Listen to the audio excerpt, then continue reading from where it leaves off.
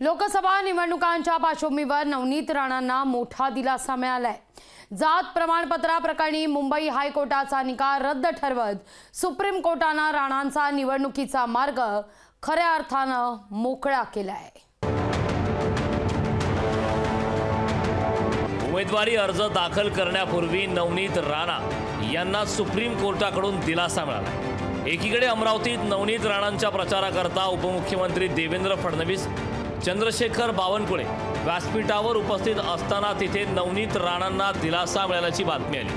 मुंबई उच्च न्यायालयाने नवनीत राणांना 2 लाख रुपयांचा दंड ठोठावत जात प्रमाणपत्र 2021 मध्ये अवैध ठरवलं होतं। मुंबई उच्च न्यायालयाचा निर्णय बदलून सुप्रीम कोर्टाने नवनीत राणांच्या पारड्यात निकाल टाकला। माजी खासदार आनंदराव अडसूळ आणि सुनील भालेराव यांनी नवनीत राणांच्या जात प्रमाणपत्रावर आक्षेप घेतला होता। राणांचं अनुसूचित जमातीबाबत दिलेलं प्रमाणपत्र बोगस असल्याचा दावा केला होता। जात प्रमाणपत्र समितीसमोरही त्यांनी खोटा जातीचा दाखला दिल्याचा आरोप या याचिकेत करण्यात आला होता।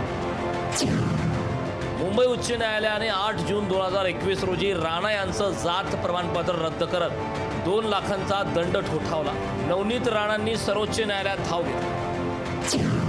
हायकोर्टाचा निकाल रद्द करून सुप्रीम कोर्टाने राणांना दिलासा दिला। गेली 12-13 वर्ष मी खूप सहन केलंय असं सांगत निकालानंतर पहिली प्रतिक्रिया देताना नवनीत राणा भावुक झाले। जेव्हा लोक माझा विरोध करायचे मंचावर, मी हेच सांगायचे लोकांना की मी खरी आहे, माझ्यावर विश्वास ठेवा। आणि त्यांनी विश्वास ठेवला आणि 2019 मध्ये मला खासदार केलं। आज परत या मैदानात आहे आणि मी आज फॉर्म भरला। आनंद या गोष्टीचा वाटते की एकाने जन्म दिला आणि दुसऱ्याने जीवनदान, म्हणजे माझी अमरावती। राणांचा उमेदवारी अर्ज भरायला गेलेल्या फडणवीसांनी राणांची पाठराखण केली। अनेक लोक अनेक गोष्टी बोलतात, मी तुम्हाला रवि राणाजी एवढंच सांगतो, परिंदों को मिलेगी मंजिल एक दिन, ये फैले हुए उनके पंख बोलते हैं।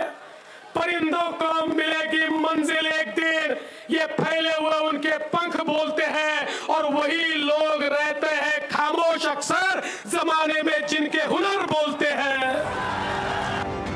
तर जसा नवनीत राणांना दिलासा मिळाला, अगदी तसाच दिलासा आमच्या रामटेकच्या उमेदवार रश्मी बर्वे यांना मिळावा अशी अपेक्षा काँग्रेसच्या सतेज पाटील यांनी व्यक्त केली।